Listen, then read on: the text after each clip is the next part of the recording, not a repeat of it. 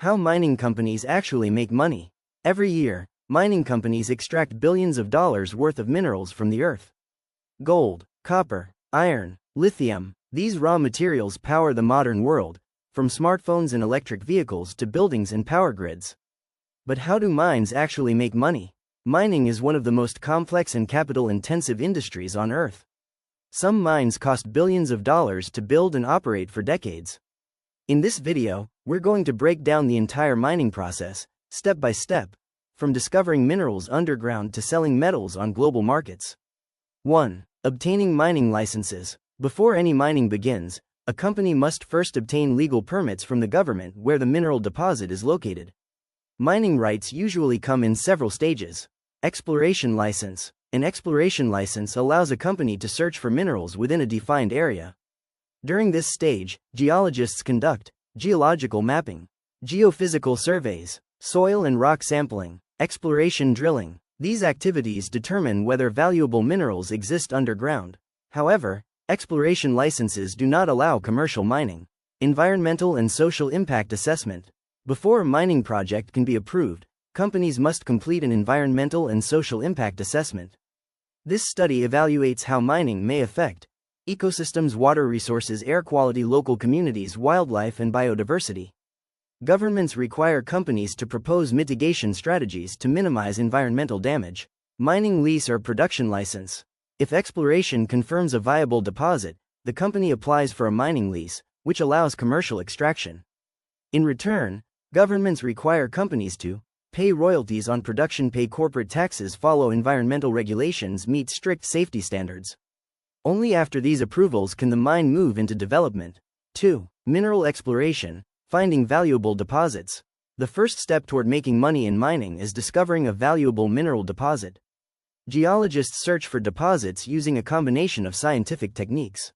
These include geological mapping, magnetic and seismic surveys, geochemical soil analysis, diamond drilling. Drilling is especially important because it produces rock core samples, allowing geologists to study the underground geology in detail. Ore grade. A critical concept in mining is ore grade. Ore grade refers to the concentration of valuable minerals contained in rock. For example, a copper grade of 1% means that 1 ton of rock contains 10 kilograms of copper. Gold deposits are often measured in grams per ton. A grade of 5 grams, T, means each ton of rock contains 5 grams of gold. Higher grades generally mean more valuable deposits. Cutoff grade. However, not all mineralized rock can be mined profitably. Mining companies calculate something called the cutoff grade. The cutoff grade is the minimum mineral concentration required for profitable extraction. Rock below the cutoff grade is classified as waste. Rock above the cutoff grade becomes ore and is sent to the processing plant. The cutoff grade depends on several economic factors: metal prices, mining costs, processing costs, metallurgical recovery, transportation costs. If metal prices increase, lower grade deposits may suddenly become profitable. Mineral resources versus mineral reserves. Mining companies also distinguish between resources and reserves. Mineral resources represent potentially valuable deposits identified through exploration, but they are not yet proven to be economically mineable. Mineral reserves are the portion of resources that can be mined profitably after considering mining methods, processing technology, economic analysis, environmental regulations. Only reserves are used in production planning and financial forecasting. Mine development, building the mine. Once a deposit is confirmed, engineers conduct a feasibility study to determine if the project will be profitable. This study analyzes ore size and grade, mining method, capital investment required, operating costs, expected commodity prices. If the project is economically viable, construction begins. Mining companies must build enormous infrastructure, including access roads, processing plants, waste rock dumps, tailings storage facilities, water supply systems, power generation facilities. Mine development can cost hundreds of millions to several $billion. Pit design. For open pit mines, engineers design the shape of the pit using geological data from drilling. Several factors are considered: bench height, usually 10 to 15 meters, bench width, space needed for drilling and heavy equipment, slope angle, carefully designed to prevent slope failures, haul roads, wide roads used by massive haul trucks, Engineers also design drainage systems to prevent flooding inside the pit. Stripping ratio. Another important concept is the stripping ratio. This measures how much waste rock must be removed to access the ore. For example, if 3 tons of waste must be removed to extract 1 ton of ore, the stripping ratio is 3:1. Higher stripping ratios increase mining costs. 4. Mine life and production planning. Mining engineers use advanced software to plan production over time. They build 3D geological models called block models and use optimization algorithms to determine the most profitable mining sequence.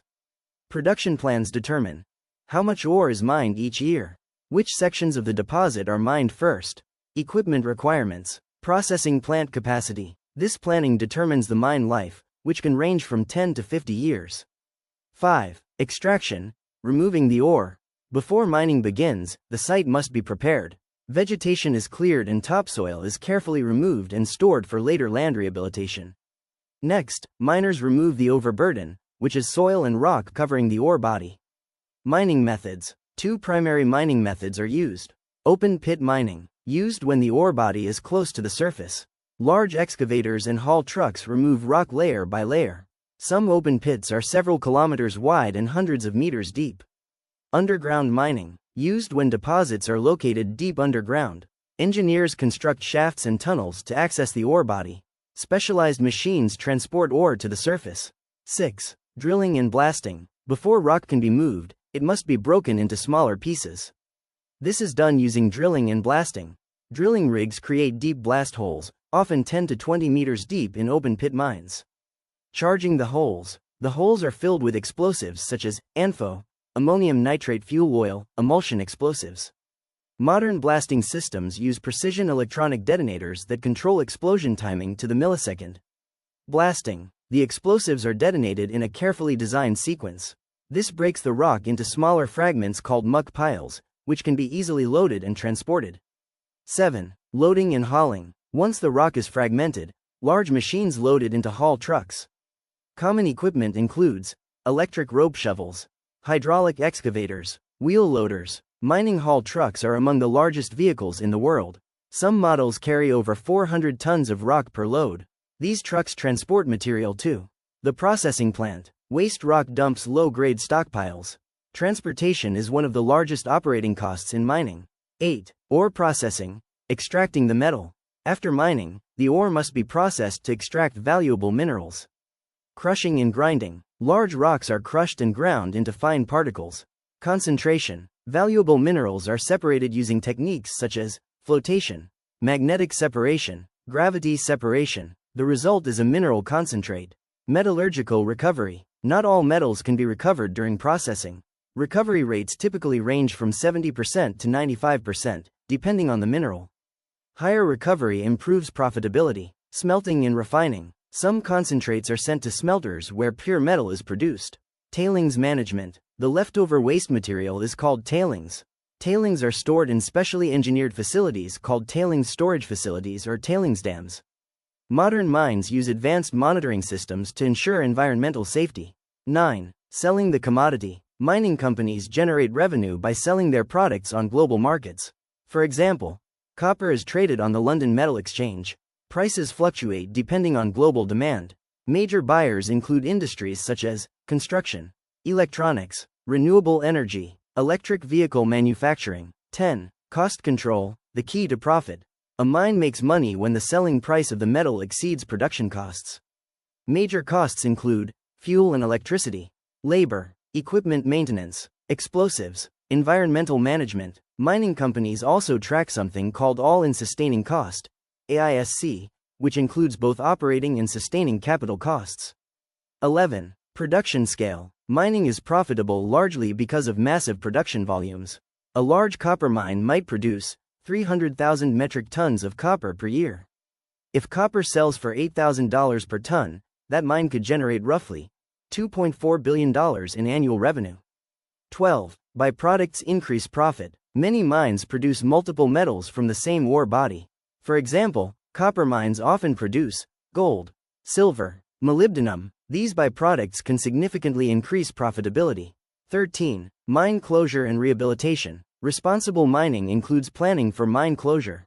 When the ore is depleted, companies must stabilize pit walls, close tailings facilities, revegetate disturbed land, monitor environmental conditions. Many governments require mining companies to provide financial guarantees to ensure the land can be restored after mining ends. Final formula: mining profit can be simplified as profit equals metal price times recovered metal, operating costs, capital costs, taxes. Where recovered metal depends on ore grade, production volume, recovery rate. Final summary: mining companies make money through a complex process that includes 1. Securing exploration and mining licenses. 2. Discovering mineral deposits. 3. Converting resources into reserves. 4. Building mine infrastructure. 5. Extracting ore from the ground. 6. Processing the ore into valuable metals. 7. Selling metals on global markets. 8. Controlling production costs. 9. Operating efficiently for decades. 10. Rehabilitating the mine site after closure. Thanks for watching. If you found this video helpful, watch my next videos: how oil becomes fuel, complete oil and gas production explained, and how an open pit mine actually works.